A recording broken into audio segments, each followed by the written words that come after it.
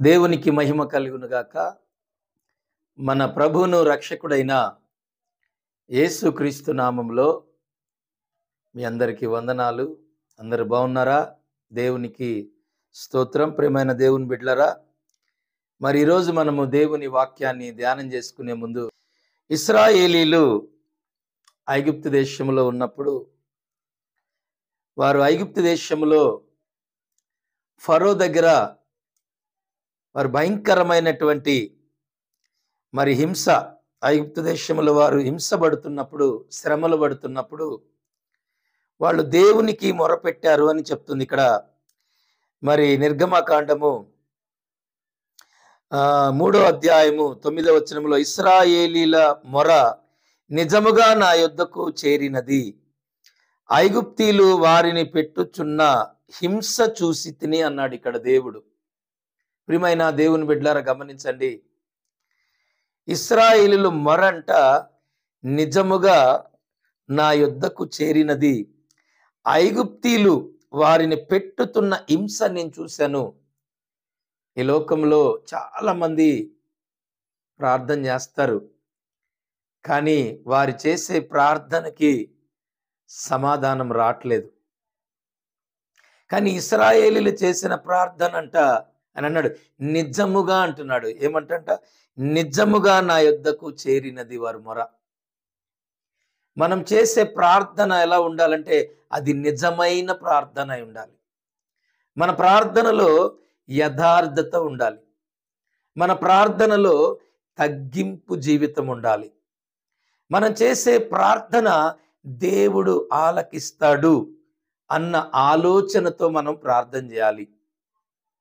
మనకు సమయం ఉన్నప్పుడు కాదు, మన ఇష్టం వచ్చినప్పుడు కాదు, దేవుని చిత్త ప్రకారంగా మనం ప్రార్థన చేసినప్పుడు ఆయన ఖచ్చితంగా మనల్ని విడిపించే దేవుడై ఉన్నాడు. ఎందుకంటే ఇక్కడ ఇశ్రాయేలీలు ఐగుప్తు దేశంలో వాళ్ళు హింసించబడుతున్నారు, కష్టపడుతున్నారు, శ్రమలు పడుతున్నారు, వేదన పడుతున్నారు, అనేకమైన ఇబ్బందుల్లో ఉండి వారు దేవునికి మొర పెట్టినప్పుడు వారి మొర నిజంగా దేవుని దగ్గరికి చేరింది. ప్రియమైన దేవుని బిడ్డ, నువ్వు ఏ స్థితిలో ఉన్నా, ఎక్కడ ఉన్నా, ఏ పరిస్థితిలో ఉన్నా, నువ్వు నిజంగా ప్రార్థన చేయగలిగితే దేవుడు నిన్ను విడిపించబోతున్నాడు. దేవుడు నీ జీవితంలో ఒక నూతనమైన గొప్ప కార్యం చేయబోతున్నాడు. చూడండి, ఇశ్రాయేలీలను విడిపించడానికి దేవుడు మోషేను వారికి నాయకుడిగా ఎన్నుకున్నాడు. దేవునికి స్తోత్రం. మోషేను నాయకుడిగా ఎన్నుకొని మోషేని చూడండి ఇక్కడ 10వ వచనంలో, కాగా రమ్ము నిన్ను ఫరో యొద్దకు పంపెదను, ఇశ్రాయేలైన నా ప్రజలను నీవు ఐగుప్తులో నుండి తోడుకొని పోవలెను. అందుకు మోషే, నేను ఫరో యొద్దకు వెళ్ళుటకు ఇశ్రాయేలీలను ఐగుప్తులో నుండి తోడుకొని పోవుటకు ఎంతటి వాడనని దేవునితో చెప్పగా. దేవునికి స్తోత్రం. మోషేతో దేవుడు ఏమని చెప్తున్నాడంటే, నువ్వు రా, ఐగుప్తు దేశానికి నువ్వు వెళ్ళాలి. అక్కడ నా ప్రజలు హింసించబడుతున్నారు, అక్కడ నా ప్రజలు బంధించబడ్డారు, నా ప్రజలు కష్టపడుతున్నారు, అవమానాలు పడుతున్నారు, నిందలు పడుతున్నారు, వారిని నీవు అక్కడ నుండి తోడుకొని బయటికి రావాలి అని మోషేతో దేవుడు మాట్లాడుతున్నాడు. నిజంగా నువ్వు దేవుని సన్నిధిలో, నిజంగా నువ్వు ఉన్న స్థలములో నిజంగా నువ్వు ప్రార్థన చేస్తే నీకు సహాయము చేయడానికి దేవుడు ఒక వ్యక్తితో మాట్లాడి నీ దగ్గరికి పంపిస్తాడు. దేవుడు ఎవరితోనైనా మాట్లాడగలడు. ఎవరినైనా కూడా నీకు సహాయము చేయడానికి వారిని ప్రేరేపించి నీ దగ్గర పంపించగలడు. ఎందుకంటే దేవుడు నీ మీద శ్రద్ధ చూపిస్తున్నాడు.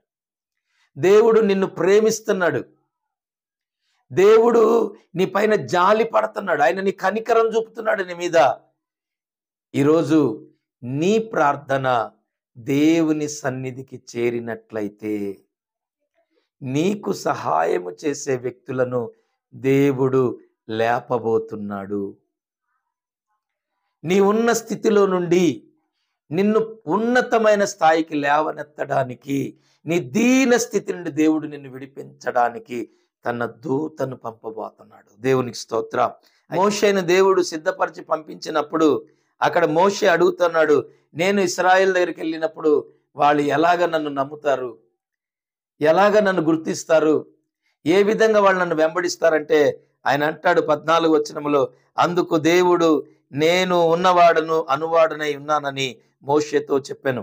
మరియు ఆయన ఉన్నవాడును మీ యొద్దకు నన్ను పంపినని నీవు ఇశ్రాయేలుతో చెప్పవలెను అన్నాడు. దేవుని స్తోత్రం. గమనించండి, ఆయన ఎవరంటే ఉన్నవాడు అనువాడు అంట. దేవుని స్తోత్రం. అది ఆయన నామం. ఆయన ఉన్నవాడు. ఆయన ఎవరంటే ఉన్నవాడు. ఆయన అంటే నమ్మదగినవాడు, ప్రేమ కలిగిన వాడు, ఆయన నీ పట్ల శ్రద్ధ చూపేవాడు, ఆయన నిన్ను విమోచించేవాడు అని ఈ పేరుకి అర్థాలు మనకు తెలియజేస్తా ఉన్నాయి. గమనించండి, ఈ సమయంలో నువ్వు ఎక్కడ ఉన్నా నువ్వు నిజంగా ప్రార్థన చేస్తే నిన్ను విమోచించే దేవుడు నీకు తోడై ఉంటాడు. నీ జీవితంలో గొప్ప కార్యాలు చేస్తాడు. నువ్వు ఇంతకాలము కార్చిన ప్రతి కన్నీటికి దేవుడు నీకు సమాధానం ఇస్తాడు. నీ కన్నీరు నాట్యముగా మార్చబడబోతుంది. నీ చింత యావత్తు ఆయన మీద వేసి నువ్వు చింతపడకుండా, దిగులు పడకుండా, కృంగిపోకుండా నీ భారం యెహోవా మీద వేసినట్లా ఆయన నిన్ను ఉద్ధరించువాడు, నేను లేవనెత్తువాడు. నీ దేవుని కృప మీకు తోడై ఉండునుగాక. దేవుడి మాటలు దీవించునుగాక. ఆమేన్. ప్రార్థన చేసుకుందాం. కృపా సత్య సంపూర్ణుడైన నా యేసయ్య, నీ పాదాలకు వందనాలు, స్తుతులు, స్తోత్రాలు. నాయనా కనికరించండి ప్రభువా. ఇదిగో ఇశ్రాయేలీలు ఐగుప్తు దేశంలో బానిసలుగా ఉండి వారు మొరపెట్టినప్పుడు వారి మొర నిజముగా నా యొద్దకు చేరి ఉన్నది అని మీరు మోషేతో మాట్లాడుతూ ఉన్నారు. మోషేని రమ్మని ఒక నాయకుడిని ఏర్పరిచి వారున్న బానిస బంధకాల్లోంచి వారిని విడిపించడానికి మోషేను సిద్ధపరిచి మీరు నడిపిస్తున్నారు. ఈరోజు ఎంతమంది ఎక్కడెక్కడ ఎవరెవరు నీ బిడ్డలు ఆడ బంధకాల్లో ఉన్నారో ప్రభువా, వాళ్ళందరికీ కూడా మీరు సహాయం చేయండి. వారిని విడిపించడానికి వారికంటే ఒక ప్రత్యేకమైన నాయకుడిని మీరు లేవనెత్తండి. వారి స్థితిలో నుంచి వారిని బయటికి తీసుకురావడానికి మోషేని ఇశ్రాయేలు వద్దకు పంపించినట్లుగా వారి యొద్దకు నాయన నీ దూతలను పంపించండి. ఇబ్బందులు, కొలిమిలో, రోగాలతో, వ్యాధులతో, సమస్యల్లో, ఇక్కట్లతో ఉన్న వారందరి దగ్గరికి ప్రభువా నీ దూతను పంపి వారిని విడిపించండి. వారికి సహాయం చేయండి.